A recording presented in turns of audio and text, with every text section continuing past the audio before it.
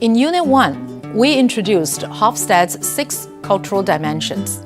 In the following interview, we would like you to listen to several respondents from different nations, answering questions regarding these dimensions from their point of view. Compared with your culture, do you find Taiwanese culture more individualistic or collectivistic? As a top to bottom Finnish, I consider my own culture to be more of an individualistic one. Since I was a little kid, I noticed how people always look up to some strong and capable individuals who embody the characteristics which everyone desires. For example, in some athletes. During my time practicing team sport, it wasn't unusual to hear people say how they really wouldn't mind losing as long as they just played the game well themselves. After all, of course my family has an enormously huge place in my heart, but when it comes to succeeding as a group or as an individual, I will always almost pick the latter. However, Taiwanese people seem to be different from me. I have observed that here it is not uncommon to have people with their own needs and wants as secondary when they think a group they belong to wants something else. Group harmony and sense of belonging to a certain circle of people seems to be one of the most important things in their social life. For example, it always amazes me how people see team sports here in Taiwan. People tend to try to make the team look like one entity, and group efforts are always emphasized over individual plays. Compared to Finland, Taiwan is very collective as a society. I would say American culture is much more individualistic, and Taiwanese culture is generally more collectivistic. According to Hofstede's Insights, the US is 91 and Taiwan is 17 in individualism, collectivism. That's a huge difference. I'm not sure how much I can say about why Taiwanese culture is more collectivistic than US culture is. Taiwan also has a complicated history and many cultural influences. But I would suppose that Confucianism would be the major influence historically, and democracy is the major influence in modern history. In their personal lives, it seems Taiwanese are more likely to make decisions based on the needs of the family, especially of parents. And young people in the US are expected to make decisions based on what is best for their individual futures. I guess that Taiwanese are much more likely to believe that the government has responsibilities in the care and development of citizens. For example, national health insurance for everyone is normal, and the government has been involved in industrial development and directly funds a lot of scientific research. Many of these things are more often handled by private organizations in the US. On the other hand, I think it is difficult to underestimate the value of personal liberty in American culture because the US originated with the fight for independence from Britain. The Constitution is based on it. I've heard the previous Vice President, Joe Biden, say that what makes Americans Americans are the principles of the US Constitution, not their religion or ethnic background. The idea of personal independence is also wrapped up in the history of the early pilgrims and settlers from Europe. These were my ancestors. A branch of the Sheridans, who were Quakers, left Ireland for religious freedom in the early 18th century. Nearly every generation of my father's family packed up and moved further west, first to leave slave-owning states and then searching for better land and conditions. People had to be independent and resourceful to survive when pushing across the frontier. I think the idea of individualism is perhaps genetically embedded in Americans, or at least white European Americans. But on a personal level, my mom always told me that she felt her job as a mom was to prepare us to leave home and be successful individuals. That's probably pretty different from what most Taiwanese moms tell their kids, at least traditionally, and that's okay. It's just a different cultural orientation. What do you think of the people who tend to avoid uncertainty? Are you one of them? Well, according to Hofstede's theory of uncertainty avoidance versus uncertainty acceptance, I would say that American culture is more or less found in the arena of uncertainty avoidance, regardless of what the score on the scale says. The reason I say that is because in general, people in America tend to have high levels of stress at work, expect citizens to abide by the laws and the rules, and often adopt innovations quickly. These are listed on Hofstede's requirements for uncertainty avoidance. In uncertainty-accepting societies, people tend to have less stress, feel more ambiguous toward rules, and have slower innovation. None of these describe American culture at all, in my opinion. As far as where I personally fall on this scale, it's hard to say. Since I grew up in American society, I have uncertainty avoidance tendencies when you look at Hofstede's list, but I think I am somewhere in between. Looking at this list and trying to apply it personally reminds me of the qualifications for a particular zodiac sign. You can look at some and say, oh yeah, that's totally me, and look at others on the list and say, that's not me at all. For example, I would tend to want to stay in the same job for a long period of time rather than switching jobs, which falls in the uncertainty avoidance category. But on the flip side, I'm also more tolerant toward those who are different than me, falling in the uncertainty acceptance category. This could simply be due to my experience with other cultures and cross-cultural friendships that I've made over the years. So in my opinion, the theory of uncertainty avoidance might help us understand motivations behind the actions of people in particular cultural groups, but they're only general guidelines. When you take this list personally, it just doesn't give an exhaustive measure of one's personality, so we shouldn't use it as a guideline for individual cultural preferences. Data on countries is collective, whereas people are individuals with similarities to their home culture, but perhaps not completely defined by them. In my opinion, it is very common for individuals to avoid uncertainty. Each day in our life, we always face and need to deal with uncertainty, both good and bad. Uncertainty feels distress as well as anxiety to a certain degree, and people tend to hate not knowing what will happen. Thus, most of them prefer to live in their comfort zone, which can make them feel more secure. Again, I would like to mention that this is a very normal behavior. However, it is important to note that we also need to see how people handle this kind of situation. There are people that go to extremes and do not want to deal at all with uncertainty, and this is surely not a good example. Uncertainty has become an integral part of human life, and whether you like it or not, you cannot always avoid or run away from it. I would like to consider myself as someone who accepts uncertainty instead of avoiding it. Moving to Taiwan from my motherland is one example. I stepped out of my comfort zone. Prior to coming to Taiwan, I was worried about my future life. I was afraid I could not adapt well with the new environment. I had no clue about the situation of the place I would live in. I wonder what I would do if bad things happen in the future, since my family and friends would not accompany me, and since they were the ones who most of the time always helped me to resolve my problems. But instead of avoiding it, I embraced the uncertainty, and through many ups and downs, here I am now. Another example is the international friendship that I have established now. According to the Hofstede theory, someone who avoids uncertainty hates people with different backgrounds. In contrast, I love to mingle with people from various cultural backgrounds. I participate in many kinds of organizations that expose me to the international network here in Taiwan, and I really love to be in that situation. I do not see being different as a threat.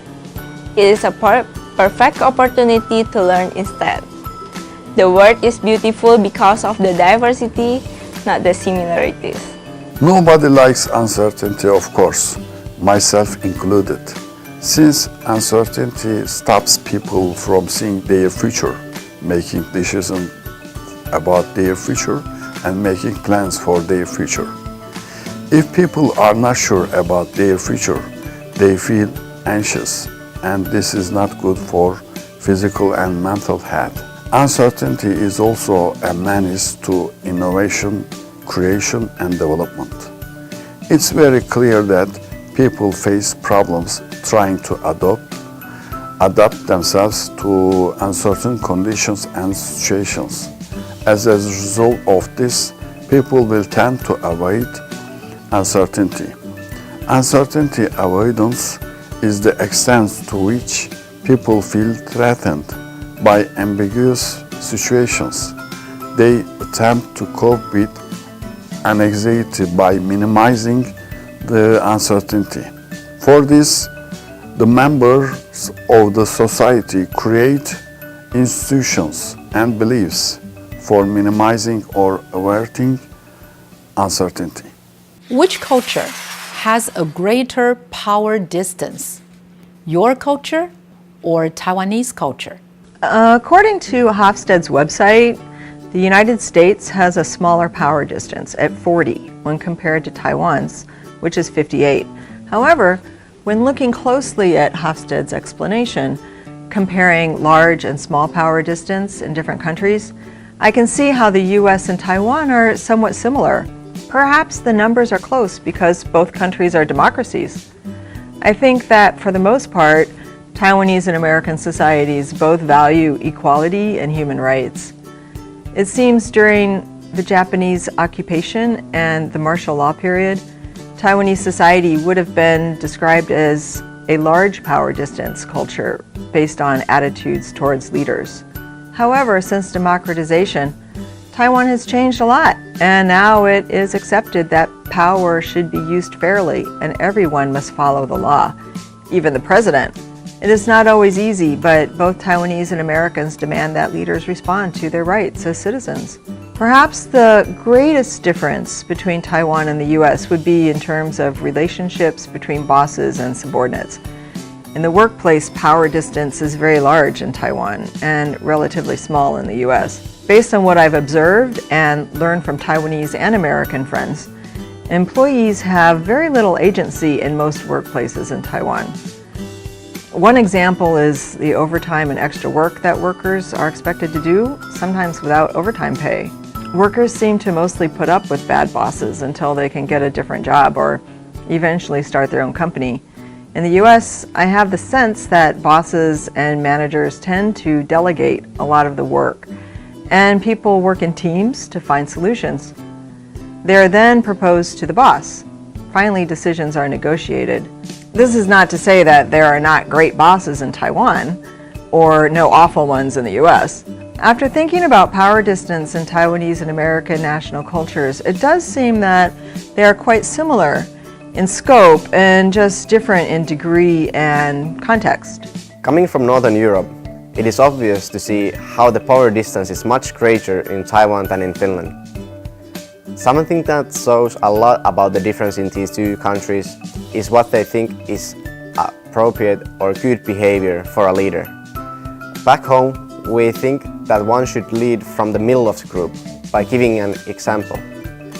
It is deemed appropriate to step down from the ivory tower and show that we are all human, even if one has more power than the other. From my own experience, this is hardly the case in Taiwan. Sometimes people and organizations here are very strict on who you can talk to first and who you make complaints to. In this country, you might not feel as free to express your own controversial ideas to people that are in charge, but rather just focus on doing the job you are given as efficiently as possible. For some reason, this makes me feel quite uncomfortable. Growing up in a place that appreciates feedback from the bottom and considers people who are of lower status also as potential innovators has left me with a strong sense that there shouldn't be a great power distance in the world that I live in. Imagining somebody denying my thoughts and disagreeing with me just because it's not deemed appropriate is a huge problem for me. And I don't mean only in the public sector. The way power distance manifests itself is families, education, and social interactions during leisure activities is also something that I can never truly adapt to. Of course, one should live the way that is seemed acceptable in a society that they are in at the moment. But perhaps I will never be able to accept it completely. Do you think your culture is more masculine or feminine? For my answer to this question, I had to take a look at how Hofstede would rank Finland in the score of masculinity. And I have to be honest that the result, Finland being quite feminine, took me by surprise. Finland is more masculine than other Nordic countries, but it still didn't fit my understanding of how the culture is back at home. I remember all the old sayings of how one should not whine too much about misfortunes, since complaining and pity are for the weak, and how people admire successful individuals who have laid out their path in front of them with hard work. It didn't take me a long time to realize what made my country so feminine. Finland is a welfare country, and everyone thinks that one of the main roles, if not the main role of the country, is to take care of the less fortunate and to give equal opportunities to everyone. We think it is important to show empathy as a country to those who have had a rough life. Finland is also known for having great gender equality in work life as well as in the social environment. Finland is definitely more of a feminine country than a masculine one. However, if one is not familiar with how people think there, it can be quite shocking to see how Finnish people feel about different topics, based only on the Hofstede's masculinity dimension. According to Hofstede's theory of masculinity and femininity in cultures, I would say that America is somewhere in between. But there's a powerful wave of change happening in the US today to create a push for one side or the other. Nowadays, America is finding itself more and more politically and socially divided between those on the political left who push for a more feminine society and those on the political right who push for a more masculine society. Again, I'm speaking in general terms. If you interview any given American, you may find a mix of both values. But because of the political wave of change that's so prevalent in what we call the Trump era, there are enormously strong feelings on both sides to push for the values that they hold dear. These stand in direct opposition to one another. For example, we find that President Trump has proven himself to be someone who admires the strong and disdains the weak, even going so far as belittling someone he dislikes on Twitter.